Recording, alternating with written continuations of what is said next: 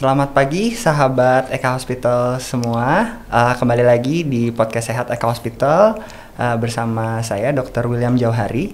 Hari ini saya tidak sendirian, saya ditemani oleh salah seorang yang namanya sangat besar di dunia profesi kedokteran, Prof. Dr. Murdani Abdullah, spesialis penyakit dalam, konsultan gastroenterohepatologi. Selamat pagi, Prof. Selamat pagi, Dr. William. Iya, oke, izinkan saya memperkenalkan dulu ya Prof ya ke teman-teman Eka Hospital semua. Prof. Dr. Murdani Abdullah, spesialis penyakit dalam, konsultan gastroenterohepatologi. Beliau adalah saat ini menjabat sebagai Chairman Digestive Intervention and Endoscopy Center di Eka Hospital Group, Head Cluster untuk Human Cancer Indonesian Medical Education and Research Institute IMARI FKUI, Fellow of Indonesian Association of Internal Medicine, Fellow of American College of Gastroenterology, Fellow of American Society of Gastrointestinal Endoscopy, Counselor of Asian Pacific Society for Digestive Endoscopy. Beliau juga telah melakukan banyak publikasi, studi-studi epidemiologi dan klinis, sampai double blind RCT baik nasional maupun internasional. So the list goes on nih Prof ya kayaknya. Personal interest beliau adalah dalam menginvestigasi faktor resiko genetik dan lingkungan dalam keganasan kolorektal. Selain itu ada pula kesukaan beliau di bidang endoskopi digestif, inflammatory bowel disease, dan gangguan fungsional gastrointestinal. Gitu ya Prof ya? Oke, welcome Prof Murdani di podcast Eka Hospital. So Prof, can you tell me a little bit about yourself and what drives you? Kalau saya lihat soalnya pencapaiannya banyak sekali Prof. Boleh cerita sedikit Prof? Bismillah. Terima kasih Dr. William. Ya, terus terang saya lahir di sebuah desa namanya Kampung Lada, agak di pelosok sedikit, dan saya menghabiskan waktu saya sampai SMP di sana, SD dan SMP. Ya, saya dibesarkan sebagai anak yatim tanpa ayah, karena ayah saya meninggal pada usia saya 5 tahun. Saya sekolah diantarkan oleh abang saya untuk daftar di SD. Kemudian waktu SMP ada suatu kejadian kecil waktu itu. Oleh guru saya dikirim ke kota untuk ikut lomba. Saya pulang, saya lapor sama ibu. Bu, saya dapat juara 2. Oh, wow. Saya berharap ibu senang. Rupanya boleh kurang happy kayaknya. Siapa juara satunya? Juara satunya orang kota, saya bilang. Oh. Kalau itu SMA kamu mesti ke kota. Oke. Jadi kita dikirim ke kota Banda Aceh untuk SMA, dan setelah SMA abang-abang saya rupanya punya amanah dari ayah dulu, masih ada yang dokter. Ada salah satu. Sementara semuanya mereka keempat-empatnya nggak ada yang dokter, tinggal saya yang di. Oh, tinggal terakhir, Prof. Jadi kebebanan karena mereka merasa ada kewajiban dan beban itu dibebankan ke saya terakhir, nggak ada lagi yang lain soalnya. Mendapatkan amanah. Ya. Akhirnya kita dikirim ke Jakarta untuk sekolah di kedokteran. Dan saya menyelesaikan tahun 88 waktu itu. Oh, okay. Dan biasa zaman itu masih ada wajib kerja sarjana. Saya dikirim ke Batam, masih 2 tahun, tapi karena satu lain hal jadi 3 tahun kan. Dan kemudian saya ambil pendidikan, ya alhamdulillah dapat kesempatan untuk masuk yang ke dalam. Dan pada waktu itu ada beberapa guru di dalam yang menanyakan kemana minatnya. Kemudian nanya orang gastro, saya bilang ke gastro aja Bro. Oh yang nanya waktu itu gastro ke pengajarnya. Ya, Prof Dalam nanya mau kemana? Ke gastro. Karena belum ada gastro, saya ke gastro aja ya. Udah saya ikut ke gastro, ya alhamdulillah beliau bisa menerima saya di sana.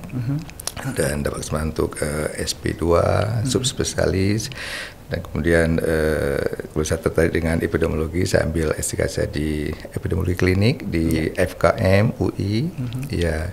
Dan ya berkat dorongan teman-teman kiri kanan ya saya ikut di grup dan ikut ya publikasi dan lainnya. Jadi semua itu kerja sama kita di kelompok, dan saya terbawa ke alam yang saya nggak pernah bayangkan sebelumnya.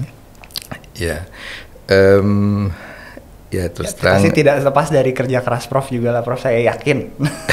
Ya, saya kira semua kita punya kerinduan ya. Satu kerinduan yang paling asasi, saya pikir kerinduan akan asal kita. Semua orang dari kampus mana pasti ingin kembali ke kampusnya, daerah mana kembali ke daerahnya. Tapi saya pikir yang paling hakiki lah kerinduan kita kembali kepada pencipta kita. Dan saya pikir dasar kerinduan itu membuat kita berbuat semaksimal mungkin untuk menyiapkan diri kita untuk kembali ke asal kita yang hakiki. Iya Pak. tadi melihat dari personal interest Prof, gitu, interestnya di faktor resiko genetik dan lingkungan dalam keganasan kolorektal. Kenapa itu Prof? Sampai ditulis di profil LinkedIn nih Prof, kalau saya lihat.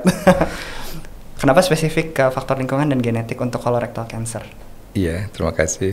Dulu waktu kita kuliah, kita diajarkan bahwa ada penyakit yang tidak bisa dicegah dan nggak bisa diobatin.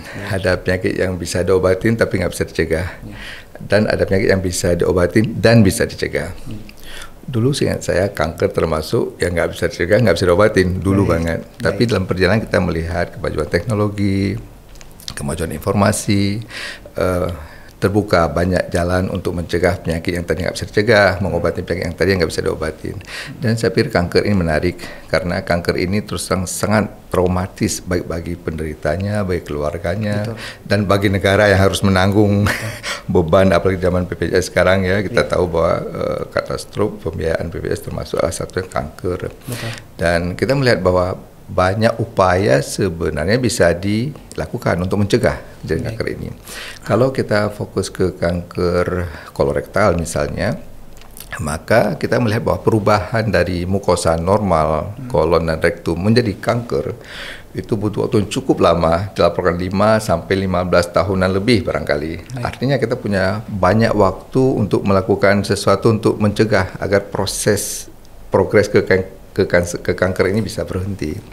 Dan sekarang dengan teknologi seperti misalnya adanya FIT untuk melihat darah samar di kotoran yang merupakan petunjuk awal adanya sesuatu di kolon. Kemudian ada endoskopi, kita bisa ke dalam usus untuk melihat apakah ada benjolan ataupun prakancer yang bisa kita kenalin dan juga bisa dilakukan tindakan untuk membuangnya sehingga progres ke kanker jadi terhenti atau tertunda. Jadi mencegah.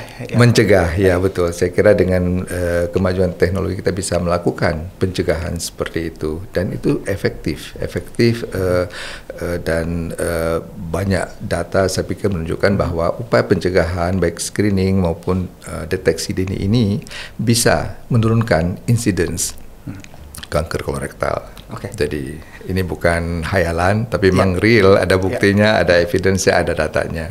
Ya Prof. Kalau di bidang Prof nih dok, saluran cerna, kanker apa yang paling sering Prof? Apakah CA kolorektal tadi atau misalnya masalah di mah, kan sekarang banyak ya orang makin kesini kayaknya setiap kali saya ngobrol sama orang, oh ya saya ada sakit mah nih, minta tips dong atau apa gitu.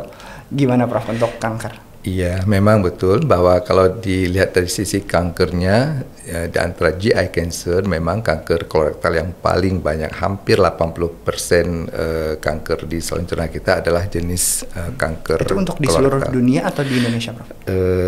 Saya kira hampir sama, walaupun ada sedikit perbedaan antar negara. Itu data di kita. Kalau Jepang dulunya kanker lambung lebih dominan, tapi sekarang dengan upaya mereka untuk mencegah kanker lambung lambungnya turun, tapi kanker kolorektalnya yang sedang naik. Jadi pergeseran seperti itu bisa terjadi di banyak tempat. Untuk kita kanker kolorektal jauh lebih dominan dibandingkan dengan kanker lain untuk saluran cerna. Dan memang sih kanker bukan satu-satunya masalah saluran cerna, namun banyak masalah lain yang lebih sering kita ketemu di poliklinik ya. Kalau Dr. William di poli pasti banyak ketemu orang sakit perut. Mereka bilang sakit mah, GERD atau macam-macam namanya. Betul. Sesuai dengan pemahaman umum terhadap penyakit. Tapi kalau misalnya kita fokus ke sakit mah, memang ini istilah yang sangat umum dan sering dipakai oleh masyarakat untuk menggambarkan suatu keluhan yang mungkin berasal dari saluran cerna bagian atas. Mas ini kalau istilah Belanda dulu ya, mah pencernaan sebenarnya. Saya juga nggak tahu cara nulisnya aja saya bingung Prof kadang. Ya, kita juga dengarkan zaman kuliah lu banyak istilah Belanda, Hans Kuhn, mah kayak gitu ya. Ya kita dengar dan ucapkan tanpa kita melihat dari mana asalnya, apa kata apa artinya.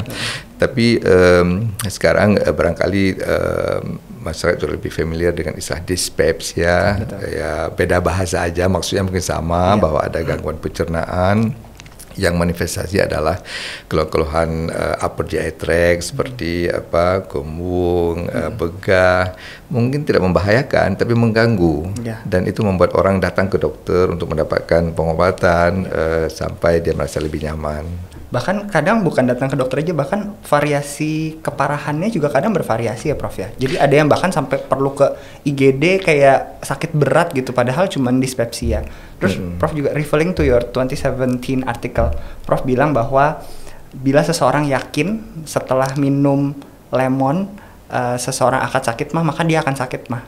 Boleh Prof, what's your take on that? Iya, memang terus terang secara umum kita membagi sakit yang dirasakan oleh pasien dalam dua kategori, yang satu gangguan fungsional, yang satu gangguan organik. Yang gangguan fungsional ini adalah sakit yang dirasakan yang nggak ada dasar di fisiknya, kita cari entah dengan imaging, nggak ada ketemu sesuatu dengan endoskopi, nggak terlihat sesuatu jejas yang bisa menjelaskan keluhan yang dirasakan. Yang kelompok kedua adalah yang organik. Yang organik ini memang ada jejas di tubuh yang bisa menjelaskan kenapa keluhan itu muncul. Misalnya ada tukak lambung yang menimbulkan rasa nyeri di ulu hati, ataupun ada esofagitis yang menjelaskan kenapa ada reflux disease gitu ya. Nah, tentu mengenali kedua kelompok ini penting, dan ini berpengaruh pada pendekatan pengobatan dan risiko komplikasi perjalanan ke depannya.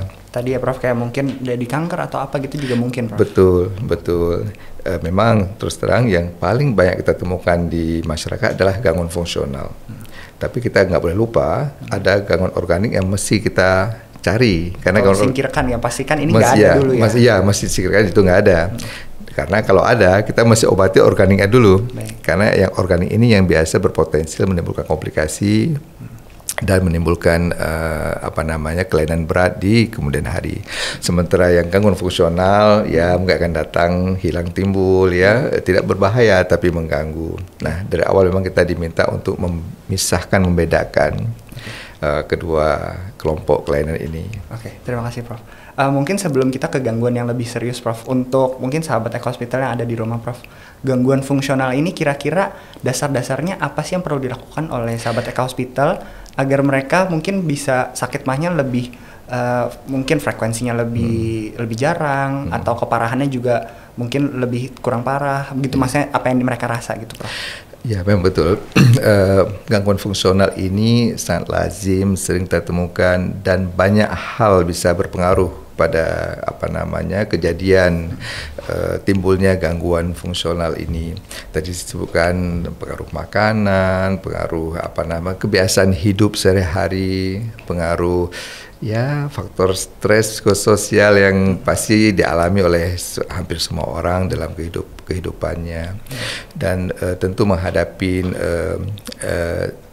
sakit akibat pengaruh banyak hal ini pun mesti disikapin secara proporsional juga. Oleh karena itu, untuk gangguan fungsional selalu kita menganjurkan hal yang pertama, perubahan pola hidup. Pola makannya udah benar enggak, kemudian pola kegiatan sehari-hari sudah sesuai nggak dengan prinsip-prinsip hidup sehat misalnya.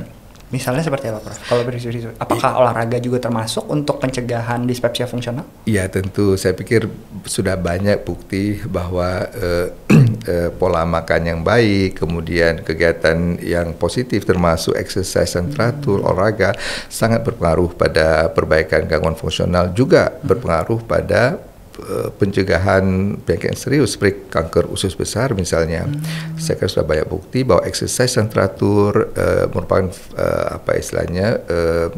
faktor pencegah untuk kanker kolorektal. Dan untuk gangguan fungsional juga lebih kurang sama seperti itu. Orang dengan olahraga yang teratur, dengan endorfin yang baik, dia akan lebih bahagia dan relatif bebas dari gangguan fungsional ini.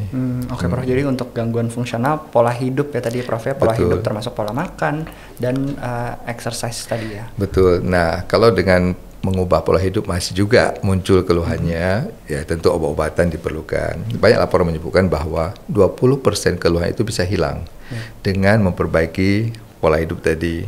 Nah, sisanya mungkin akan diatasi dengan pengobatan ya dan latihan-latihan tertentu. Baik Prof. Untuk obat-obatan nih Prof menarik karena misalnya seperti obat-obatan PPI Prof kan untuk obat-obatan PPI atau mungkin sahabat Eko Hospital di rumah untuk nama generiknya kayak omeprazol gitu ya Prof ya, itu kan perlu diminumnya sebelum makan gitu ya Prof ya. Kadang mereka makannya asal gitu.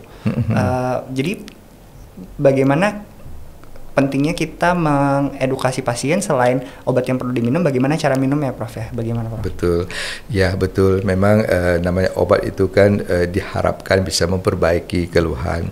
Nah, tujuan ini bisa tercapai kalau tentu yang pertama indikasi yang tepat. Tadi yang kedua cara minumnya benar gitu kan, dan durasi minumnya juga sesuai yang diindikasikan.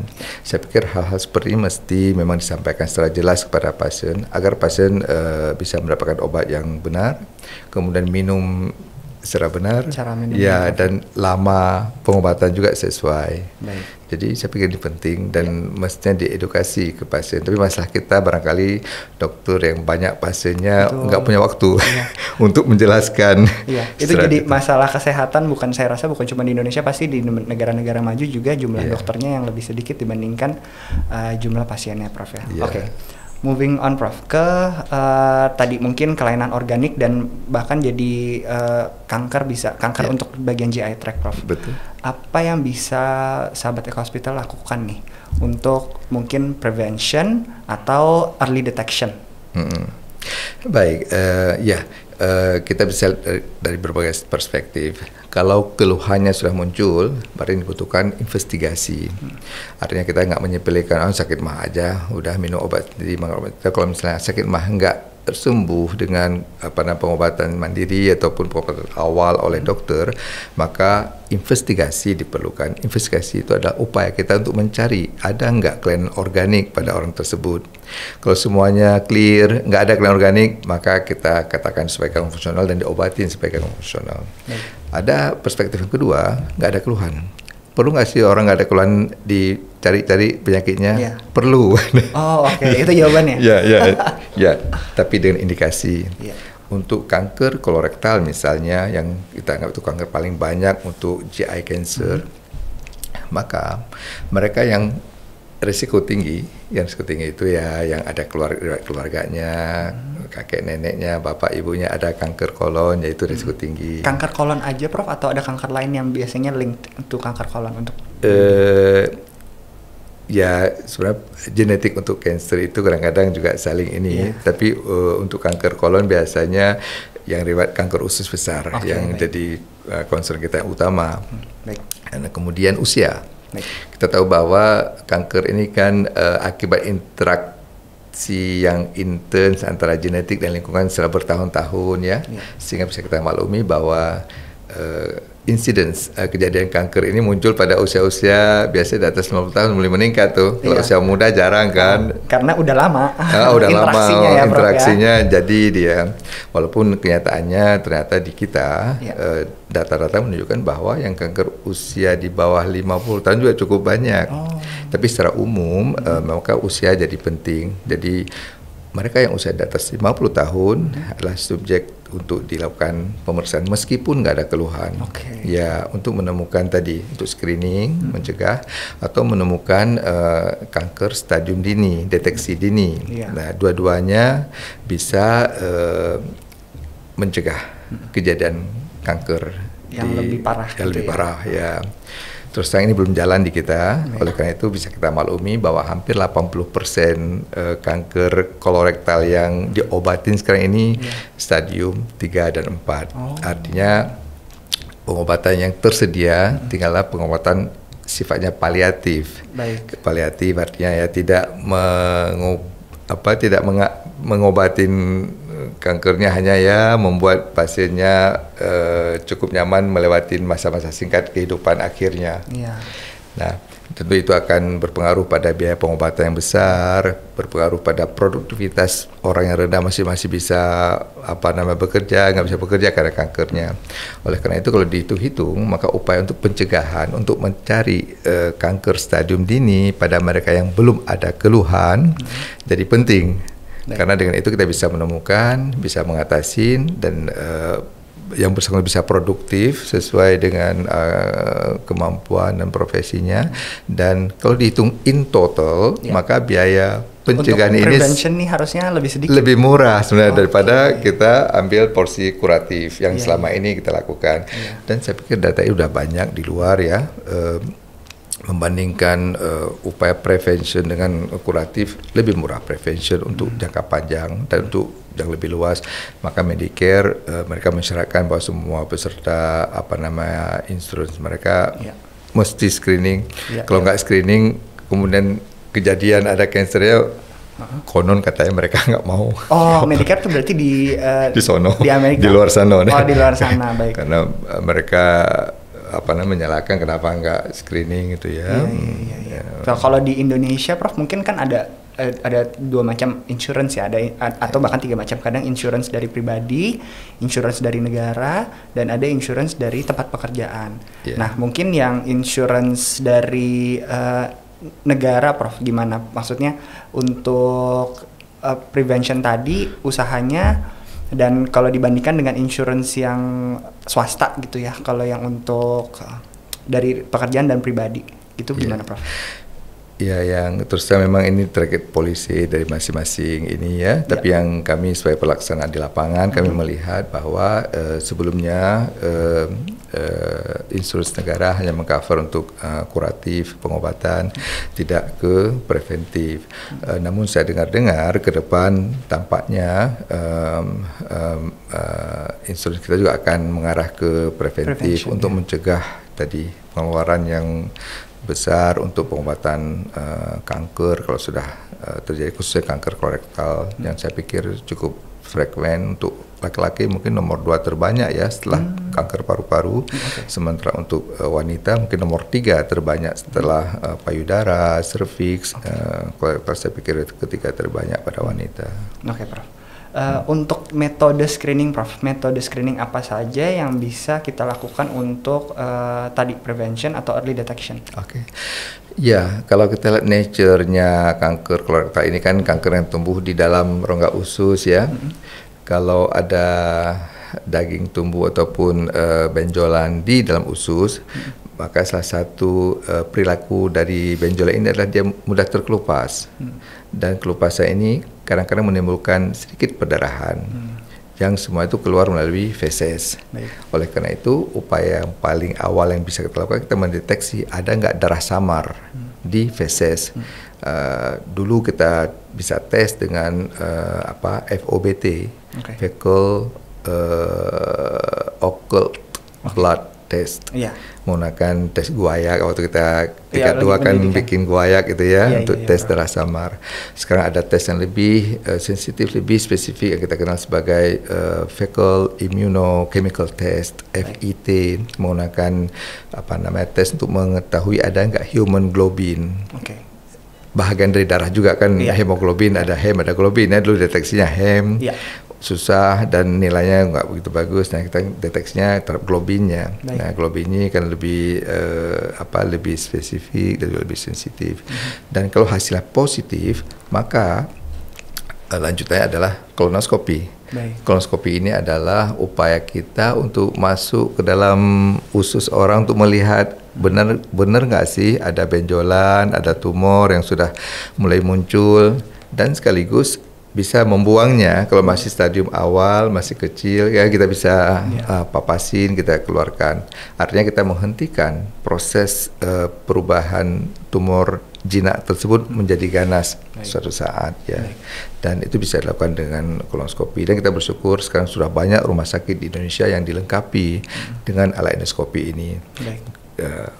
Prof, seberapa sering, Prof, kalau misalnya kita bicara tadi dengan pemeriksaan yang sederhana, pemeriksaan darah samar di feses gitu ya, itu kan pemeriksaan yang sangat sederhana. Saya rasa di banyak rumah sakit, apalagi di Jakarta gitu, bisa dilakukan. Seberapa sering? Lalu untuk pemeriksaan endoskopi sendiri, Prof, apakah ada perbedaan? Mungkin ada yang lebih canggih, ada yang lebih kurang canggih, dan perbedaannya seperti apa, Prof? Iya, memang betul bahwa deteksi awal yang paling sederhana dengan tes darah samar dan kemudian kalau positif kita lanjut dengan kolonoskopi. Dan kita tahu bahwa teknologi endoskopi ini berkembang pesat sekali. Dari dulu hanya bisa menggunakan kita bilang white light endoskopi dengan ya apa adanya gitu ya. Dan sekarang dengan teknologi yang ada sudah jauh berubah, artinya kemampuan deteksinya juga lebih tinggi. Dengan white light endoscopy barangkali beberapa lesi yang samar bisa luput dari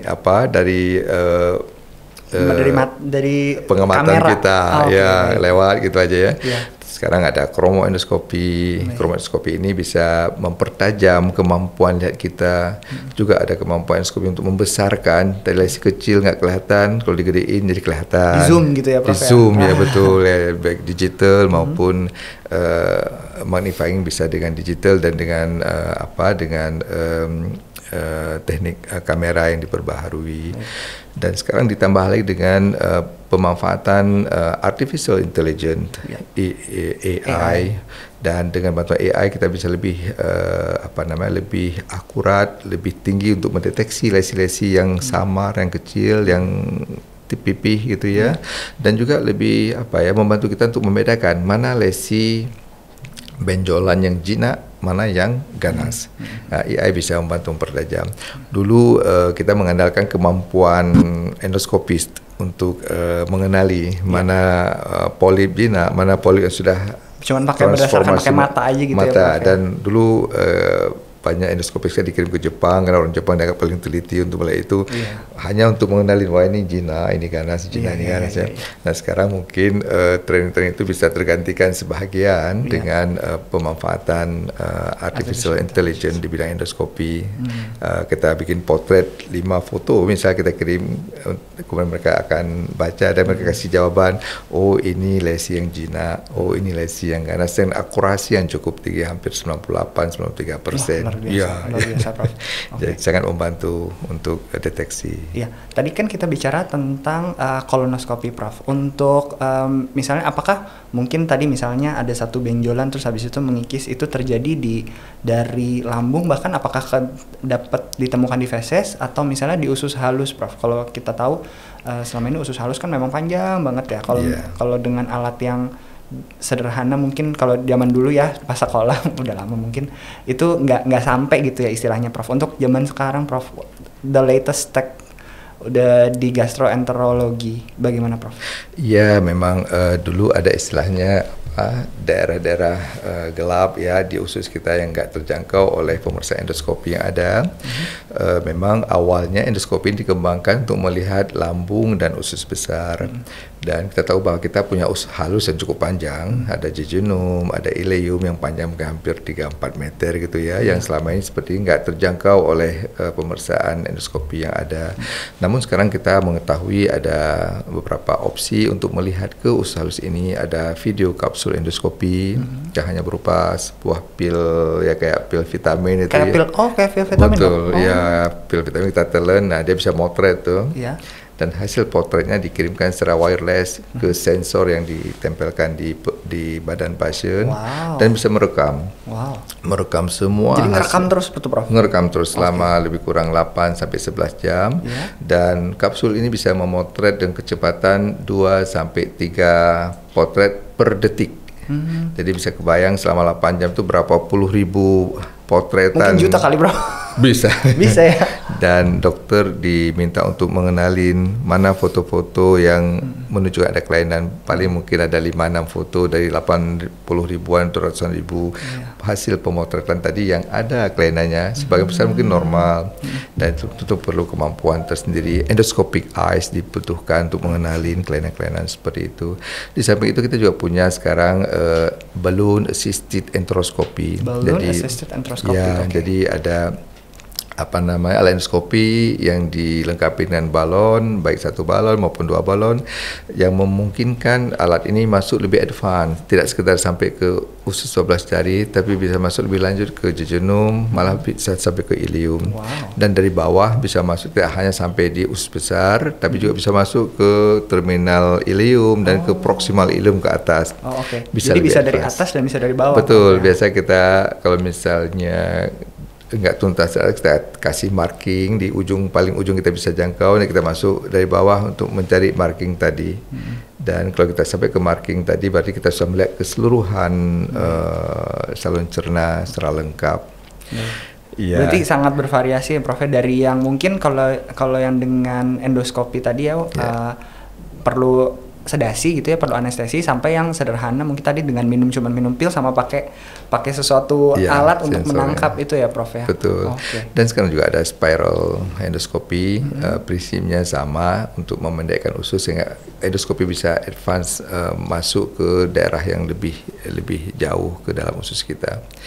Dan spiral endoskopi ini saya pikir teknologi yang relatif baru dan mungkin belum banyak rumah sakit yang memiliki teknologi ini. Iya. Kalau gitu kita di Eka Hospital ada semua nih Prof. Saya berharap begitu. Yang udah ada Prof, yang mana aja Prof? Kalau yang tadi yang minum kapsul itu dong, ada Prof? Saya kira itu bisa. Itu bisa. Gastroskopi, koloskopi, ERCP yang merupakan advanced endoskopi sudah tersedia di tempat kita. Dan kita bisa membantu masyarakat yang bermasalah dengan pankreatobiliary disease, seperti misalnya batu, saluran empedu, ataupun tumor pankreas yang bikin mampet saluran empedu. Kita bisa atasi dengan bantuan alat duodenoscopi ya. Kalau dulu kan semua masih dioperasi ya. Sekarang dengan kemajuan teknologi ini kita bisa bantu sebahagian dengan endoskopi untuk membebaskan pasien dari penderitaan penyakit kuning akibat sumbatan saluran empedunya, entah karena batu ataupun karena kanker yang ada di sepanjang saluran empedu tersebut. Baik Prof, jadi sekarang pilihannya memang lebih banyak nih ya, cuman pilihan-pilihan ini juga perlu dikonsultasikan ke dokternya, maksudnya mana pilihan yang tepat untuk keluhan atau penyakitnya gitu ya Prof? Betul. Oke, sekarang berarti itu semua termasuk kita ngomongnya mudahnya advance endoskopi kali ya Prof ya? Betul sekali. Memang dalam sejarah endoskopi kita melihat dulu orang nggak kebayang bisa mengintip kayak apa sih lambung orang, sementara yang dirasakan banyak sakit mah, banyak orang sakit mah.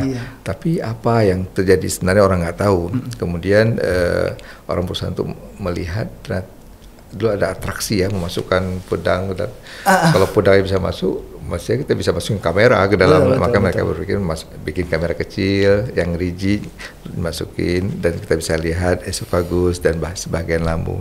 Kemudian orang berpikir kita punya fiber optik, kenapa kita pakai yang lentur? Akhirnya ada endoskopi yang lentur, sehingga lebih jauh bisa masuk ke lambung dan usus 12 jari.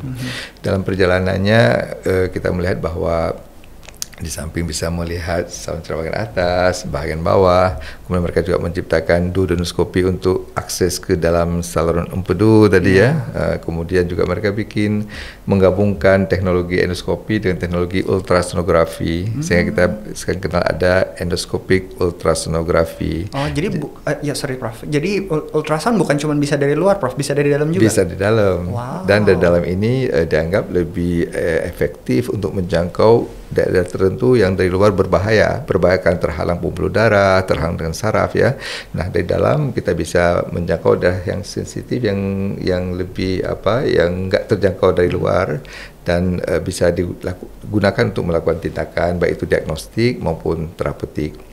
Sebagai contoh misalnya cirrhosis pankreas. Ini merupakan komplikasi yang kadang-kadang timbul setelah pankreatitis ya. Orang pankreatitis, sembuh pankreatisnya, tapi muncul kista pankreas.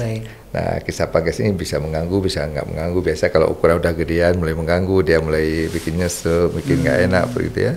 Nah, bila gangguan ini muncul karena kista pankreas, nah kista ini kita bisa dikempesin dengan memasang drain ke dalam lambung.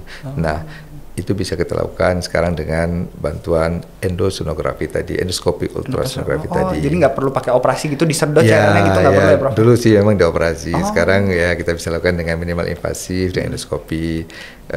Ya resikonya masih ada, tapi mungkin lebih rendah, lebih kecil, dan cukup efektif untuk mengalirkan isi kista ya biasa cairan ke dalam lambung, kemudian dibuang, dan kalau sudah kempes kita terlepasin drainnya dan saya perkara.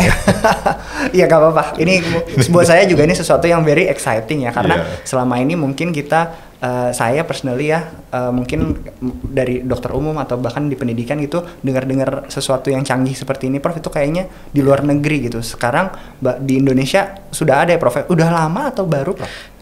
Ya sudah cukup lama sih sebenarnya, cuman barangkali tidak banyak orang tertarik untuk mengembangkan ini, tapi saya pikir ini dibutuhkan.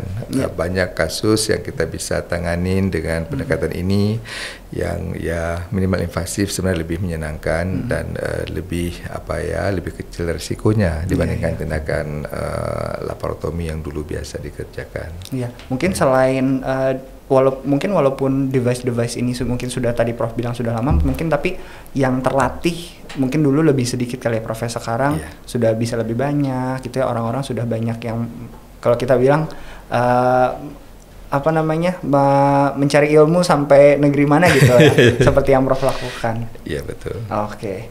Nah, untuk tadi Prof misalnya advanced endoscopic atau endoscopic ultrasound, biasanya berapa lama sih Prof tindakannya? Apakah bisa seharian? Karena kalau kita melihat kan misalnya sampai jejunum, ileum yang tadi Prof bilang bisa 3-4 meter panjang banget.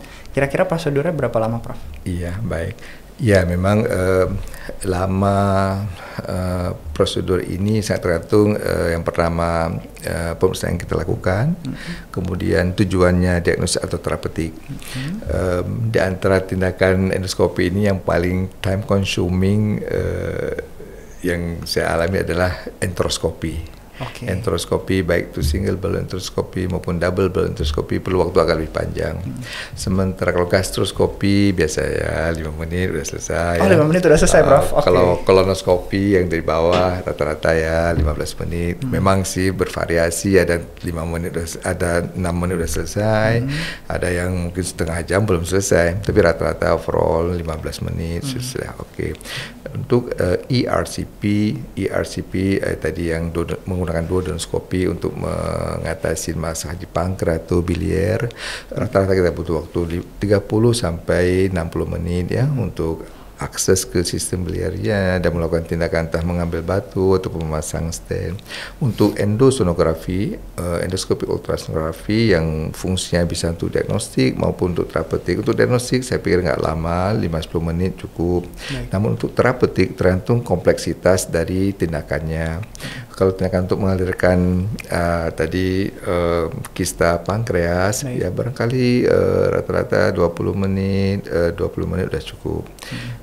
Kalau untuk FNA untuk aspirasi misalnya ada tumor kanker di pankreas, kita mau pastikan apa sih ini kankernya apa gitu ya, kita bisa lakukan dengan FNA melalui alat endoskopi ultrasonografi tadi dan rata-rata butuh waktu sekitar 15 sampai 20 menit. Jadi, terus habis itu hasil FNA itu baru dibawa ke laboratorium untuk dilakukan analisis ya, Prof ya. Betul. Baik. Kalau misalnya tadi Prof kan kita dalam approach terapi gitu ya, bisa kadang ada yang ada yang operasi, ada yang lewat endoskopik.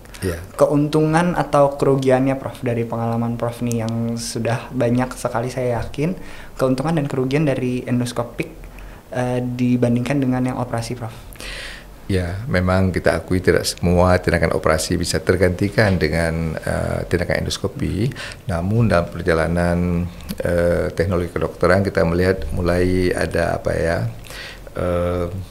pencairan tapal batas ya. Dulu kan istilah kata ada medical, ada surgical ya. Yang satu memang pisau, gagah gitu kan. Yang satu modal stetoskop doang. Modal stetoskop sama bolpen, Prof ya. Bolpen ya. Dan apresiasi juga beda ya. Betul. Kalau stetoskop sama bolpen aja ya cukup sekian. Pengalaman kita ini askes dulu. Tapi kalau ada pisaunya itu beda. Nah sekarang batas antara pisau dan stetoskop mulai melebur. Yeah. Di era minimal invasif surgery ini beberapa tindakan yang dulu hanya bisa dilakukan dengan pembedahan sekarang mulai bisa dilakukan dengan bantuan misalnya endoskopi ya termasuk tadi drainase kista misalnya ataupun pengambilan sampel jaringan di tempat-tempat tertentu yang sulit yang dulu hanya bisa dilakukan dengan pembedahan sekarang bisa kita ambil dengan endoskopi ini. Plus minusnya saya pikir pendekatan minimal invasif ini memberikan rasa nyaman yang lebih baik dan umumnya risikonya lebih kecil dan biasa masa perawatan juga lebih pendek dibandingkan karena nggak perlu ada sayatan-sayatan atau jahitan-jahitan ya. Sayatan minimal dan saya pikir teman-teman di sebelah kita bedah juga sudah mulai mengarah ke minimal invasive surgery dan dengan pendekatan ini juga kita melihat bahwa masa perawatan untuk tindakan tertentu lebih singkat dan risikonya juga lebih kecil. Dan sekarang apa kita lakukan, kita kolaborasi antara pihak medical, surgical, dulu masing-masing kita sekarang berbaur sama-sama mengatasi masalah seperti misalnya masalah batu empedu. Kita lakukan bersama bagian salurannya kita berusaha untuk bantu dengan ERCP misalnya untuk membersihkan saluran empedu dari sumbatan. Namun batu yang di kantongnya itu bagian bedah untuk dilakukan tindakan dengan laparoskopi. Jadi semua sekarang minimal invasif. Ya, kita kerjasama dan lebih nyaman untuk pasiennya dan juga lebih aman insya Allah. Iya. Mungkin kalau zaman dulu itu sesuatu yang canggih-canggih gini mungkin kita taunya memakan biaya yang banyak gitu Prof. Mungkin karena satu fasilitas yang masih sedikit gitu ya Prof, tenaga ahli juga masih sedikit. Tapi zaman sekarang sepertinya comparable ya Prof ya. Maksudnya kalau kita ngomongin tentang biaya. Betul, memang kalau kita biaya saja, biaya tindakan saja mungkin kelihatannya seolah lebih tinggi daripada satu tindakan laparotomi yang bisa digunakan misalnya untuk kasus kita tadi untuk kasus pangkal biliar batu empedu misalnya. Dulu laparotomi bisa digunakan untuk kolestektomi sekaligus untuk akses ke saluran empedu. Namun saya pikir ada beberapa data yang menunjukkan bahwa kalau dihitung total cost yang mesti dibutuhkan, kontrolnya, mesti jahitannya, jelas lama perawatannya beda. Iya, nggak bisa kerjanya. Betul, gitu ya, lama perawatan berbeda, kemudian dampak terhadap pasien kehilangan waktu untuk kerja, semua dihitung. Ternyata pendekatan minimal invasif ini lebih cost efektif dibandingkan dengan pendekatan hanya surgical yang dulu yang pendekatan lama laparotomi. Maka sekarang kita melihat banyak rumah sakit ya lebih mendahulukan pendekatan minimal invasif surgery ini. Untuk jangka panjang juga untuk pasiennya mungkin lebih menguntungkan ya Prof. Betul. Dan jelas risikonya beda. Oh ya, risiko infeksi dan lain sebagainya. Betul. Gitu ya Prof. Oke. Selanjutnya untuk advance endoscopy ini Prof, yang sudah tadi kita bicarakan tentang panjang lebar, seberapa kompleks sih tingkat kesulitan yang bisa kita atasi gitu Prof, secara diagnostik ataupun terapeutik dengan berbagai macam tadi modalitas advance endoscopik atau bahkan dengan pil? Iya sih, memang ini kan masih berkembang ya, dan saya pikir kolaborasi kita dengan teman-teman bedah akan sangat membantu kita untuk naik ke level yang lebih tinggi. Barangkali tidak semua upaya ini juga populer dan berhasil baik. Salah satu yang berkaitan notes itu adalah upaya kita untuk melakukan tindakan invasif melalui endoskopi. Sempat populer sekali beberapa waktu yang lalu, namun sekarang mulai adem ayem kayaknya. Mungkin karena masih tetap lebih efektif pendekatan surgical daripada pendekatan endoskopi. Namun ada yang juga menarik yang berkembang, seperti misalnya poem. Kita tahu bahwa pada saat orang nggak bisa makan, nggak bisa menelan karena klep ataupun pintu masuk ke lambung kejepit oleh otot. Otot yang kita bilang sphincter. Low esophageal sphincter. Orang nggak bisa makan. Biasa pada kasus akalasia. di mana tonus dari otot ini kekencengan sehingga pintu masuk ke lambung kejepit. Kita makan numpuk di esofagus dan muntah lagi. Nah, untuk membuka penyempitan seperti ini, dulu memang dilakukan miotomi secara pembedahan. Nah, sekarang endoskopi bisa membantu melakukan miotomi per endoskopi yang kita kenal sebagai POEM atau peroral endoscopic myotomy. Dan tentu kalau kita dari sisi efektivitasnya hampir sama, namun dari sisi risknya tentu kita bisa maklumi risiko pendekatan dengan endoskopi relatif ya lebih kecil dibandingkan dengan risiko pembedahan. Saya pikir itu hal perkembangan yang sekarang ada ya, dan saya kira sekali lagi nggak lepas dari kemajuan teknologi kedokteran yang mungkin kita untuk bikin tunnel di submukosa, kemudian melakukan miotomi dengan coulter alat yang ada, saya kira sangat dipenuhi oleh kemajuan teknologi kedokteran juga. Ya, luar biasa ya Prof. Dari sudah berapa jauh nih di Indonesia kita teknologi-teknologi ini sudah lebih maju. Ya, saya kira hampir semua tindakan yang mereka bisa lakukan di luar, saya pikir sebagian besar kita bisa lakukan di sini. Tapi barangkali tidak banyak center yang berkembang sebesar itu. Tapi secara teknis, saya pikir beberapa center yang ada di Indonesia mampu melakukan tindakan-tindakan yang kita diskusikan tadi. Iya, mungkin kayak yang bahkan saya gitu, maksud saya udah di dunia kedokteran, saya bahkan nggak well informed terhadap fasilitas-fasilitas apa saja sih yang sudah ada di Indonesia. Jadi semoga dengan platform seperti ini yang disediakan oleh Hospital, masyarakat di Indonesia banyak tahu Prof ya, di Indonesia itu ternyata sudah lebih maju nih ternyata gitu.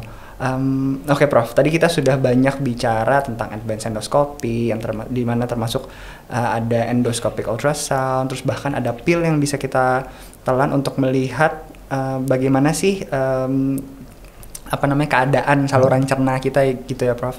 Terus udah ngomongin juga tentang prevention and early detection dari cancer, tentang dispepsia fungsional, banyak sekali.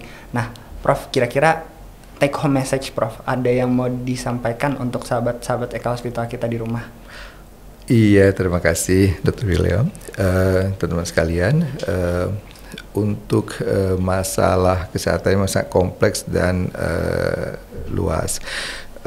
Namun tadi kita melihat ada dua kelompok gangguan yang utama yang sering kita dapatkan dalam kehidupan sehari-hari, yaitu pertama gangguan fungsional. Untuk gangguan fungsional ini biasanya pasien yang lebih dahulu merasakannya dan biasanya mengobati diri sendiri dulu sebelum ke dokter. Nah, tentu gangguan fungsional ini tetap penting meskipun sebagian besar tidak menimbulkan komplikasi lebih lanjut. Namun kalau gangguan fungsional ini tidak sembuh dengan pengobatan awal, maka investigasi diperlukan, entah investigasi dengan pemeriksaan laboratorium, pemeriksaan imaging dengan X-ray atau pemeriksaan dengan endoskopi untuk memastikan bahwa tidak ada kelainan yang serius yang bisa menimbulkan bahaya di kemudian hari. Nah, untuk kelompok kedua, memang ini kondisi organik, baik dirasakan maupun tidak dirasakan, ini perlu diperiksa. Kalau yang tidak dirasakan biasa terkait dengan penyakit serius seperti tadi kanker, misalnya kanker usus besar. Walaupun nggak ada keluhan, maka bila mana masuk pada kelompok risiko tinggi, yaitu usia di atas 50 tahun, ada riwayat keluarga kanker atau pernah ketahuan ada polip sebelumnya, maka seyogyanya melakukan datang untuk memeriksakan diri secara dini agar bisa diketahui apakah ada sesuatu yang serius yang perlu ditangani atau aman untuk masa berikutnya. Saya pikir dua hal ini penting agar kita bisa terhindar dari masa-masa serius di kemudian hari.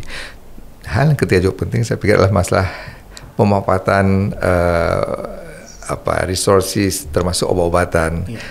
Tentu obat ini yang diberikan sesuai indikasi dan digunakan sesuai dengan indikasi dan aturannya. kalau obat minum 3 kali sebelum makan ya 3 kali sebelum makan. Kalau harus minum seminggu, minum seminggu.